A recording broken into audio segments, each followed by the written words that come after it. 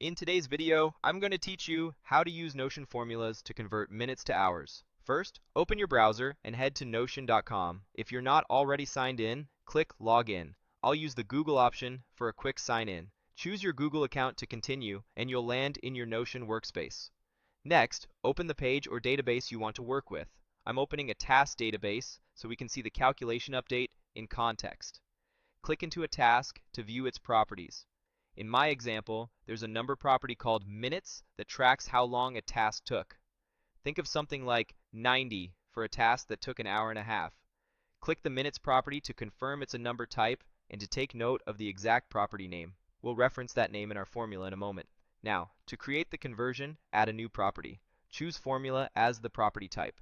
This tells Notion we're going to compute a value based on other properties. Name this new property hours so it's clear what the result represents. With the property created, open its settings and choose Edit Formula to bring up the formula editor. Inside the editor, click Minutes to insert a reference to that property. Then type a / to divide and enter 60. Your complete formula is simply minutes divided by 60. This converts total minutes into a decimal hour value. For example, 90 minutes becomes 1.5 hours and 45 minutes becomes 0.75 hours. Confirm the formula and you'll see the hours field populate instantly for the task you're viewing.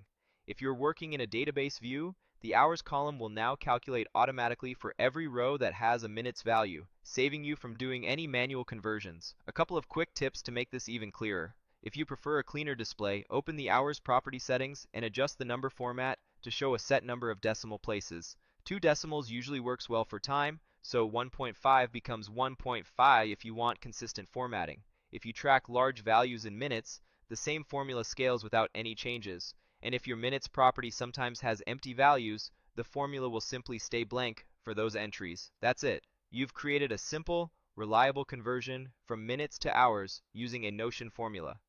Now you can sort, filter, or summarize by hours across your tasks to get an accurate picture of your time at a glance.